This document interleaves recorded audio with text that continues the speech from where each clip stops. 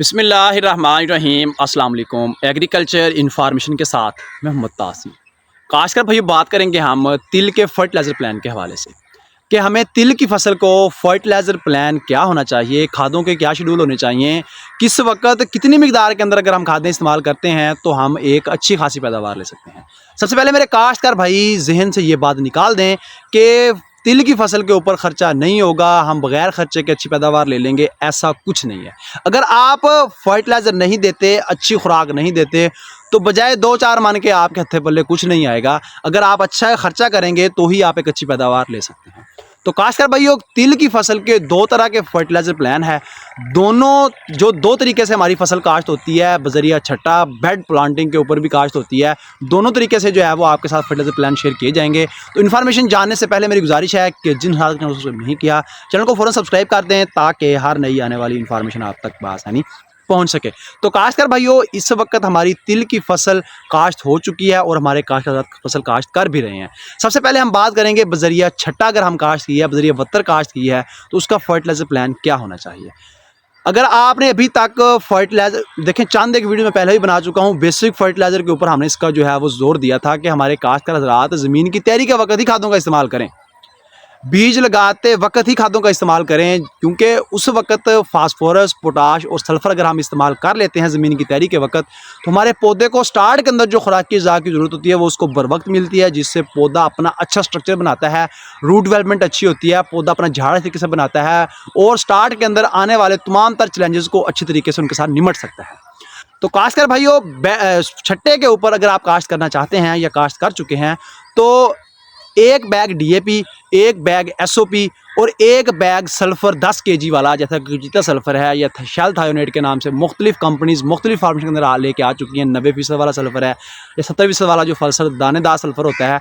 आप 1 bag sulphur, 1 bag DAP और 1 bag SOP ज़मीन के तैयारी के वक्त अगर आप छटा कर देते हैं, आपके पौधा जर्मिनेशन इस तरीके से हो जाती है आपकी फसल की। पहला पानी आपका लगेगा 30 दिन के ऊपर। जब पहला फूल निकलना स्टार्ट हो जाए, 2-3 फूल बन जाएं, पहला पानी हम उस वक्त लगाएंगे। ये है वत्तर काश्त, छट्टा काश्त के ऊपर आपको जो है वो बताया जा रहा है। उस वक्त हम 1 बैग कैनगारा इस्तेमाल कर लें या 1 बैग ज़बरदस्त यूरिया पर इस्तेमाल कर लें, पानी लगा दें, तो आपकी खादों की जो रिक्वायरमेंट है वो ख़त्म। हमारे पौधे की जो खादों की ज़रूरत थी वो पूरी हो गई है। अब हम सिर्फ़ और सिर्फ उसके पानी का ख्याल रखेंगे, आबपाशी का ख्याल रखेंगे और इसी के साथ मुख्तलिफ इंसेक्ट पेस्ट का जो है हम ख्याल रखेंगे। हमारी फसल बिल्कुल तैयार है। जिन काश्तकार भाइयों ने सिरे से ही कोई चीज़ इस्तेमाल नहीं किया, चाहे वो बेड प्लांटिंग थी, चाहे वो छट्टा काश्त थी, सिर्फ़ और सिर्फ उन्होंने बीज काश्त किया है, जर्मिनेशन मुकम्मल हो चुकी है, अब खादें कैसे इस्तेमाल करें। अब खादें जो हम इस्तेमाल करेंगे, हम DAP को छोड़ देंगे, दानेदार जो SOP है हम उसको भी छोड़ देंगे, जो बेंटोनेट सल्फ़र है हम उसको भी छोड़ देंगे। अब हम आ जाएंगे तेज़ाबी फर्टिलाइज़र के ऊपर, जैसा कि मार्केट के अंदर नाइट्रोफास मौजूद है, 1744 मौजूद है, 1261 मौजूद है, वाटर सॉल्युबल पोटाश मौजूद है, 80% वाला सल्फ़र मौजूद है और दीगर न्यूट्रिएंट्स मौजूद हैं। हम पहला पानी जो है वो आपने अगर बेड के ऊपर काश्त की है, जो उस वक्त जो हमारी पौधे की फर्टिलाइज़र की ज़रूरत है वो है 15 से 45 दिन। 15 दिन से हम फर्टिलाइज़र स्टार्ट करेंगे, 45 दिन के ऊपर हम उसको मुकम्मल कर देंगे। ये हमारा तिल की फसल का जो है फर्टिलाइज़र प्लान होगा, यानी थोड़े टाइम के अंदर हमने उसको मुकम्मल डोज देनी है। याद रहें, जो हमारे काश्तकार हज़रात अच्छा खर्चा करना चाहते हैं, कम अज़ कम 1.5 बैग नाइट्रोफास का इस्तेमाल करेंगे। 1.5 बैग नाइट्रोफास का जो हम इस्तेमाल करेंगे, वो पहला पानी हम पहला फर्टिलाइज़र जो है वो 15 दिन के ऊपर देंगे।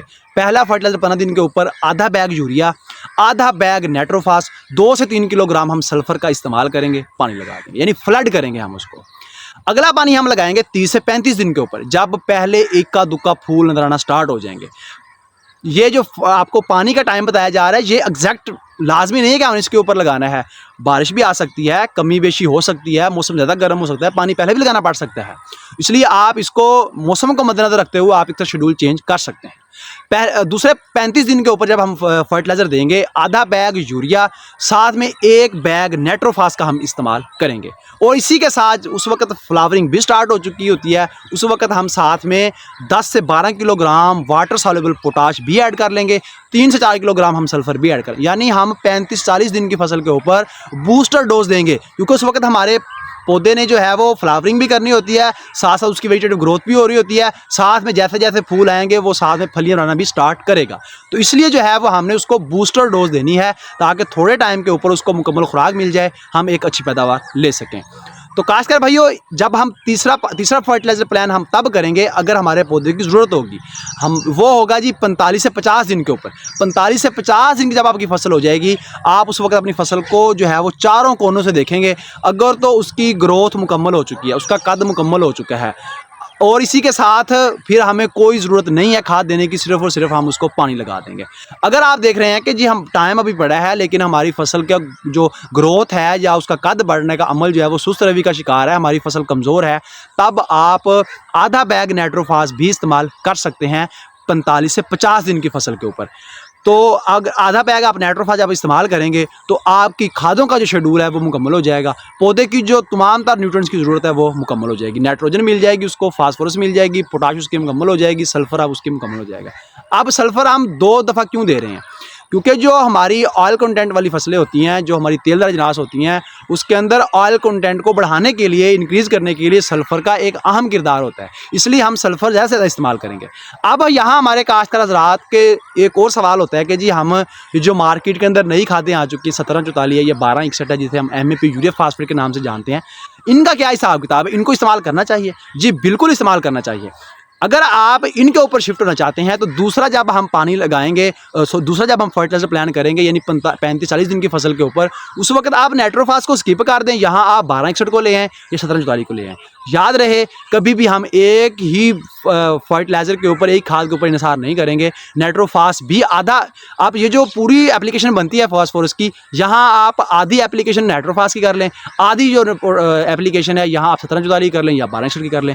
तो इससे क्या होगा कि दोनों खादें इस तरीके से मिल के आप अपनी जो आपकी फसल होगी उसको एक बूस्टर डोज देंगी, जिससे आपकी फास्फोरस की मिकदार मुकम्मल हो जाएगी और आप उससे एक अच्छा प्रॉफिट ले सकते हैं।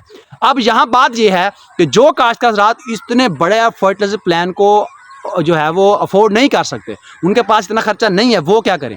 वो कम अज़ कम एक बैग नाइट्रोफास लाजमी इस्तेमाल करें, साथ में जो है वो आधी बैग यूरिया भी इस्तेमाल करें, पहले पानी के ऊपर दूसरे पानी के ऊपर, और 1 से 2 अमाइनो एसिड किसी भी अच्छे ग्रुप के लाजमी स्प्रे करें, साथ में NPK भी मिला लें।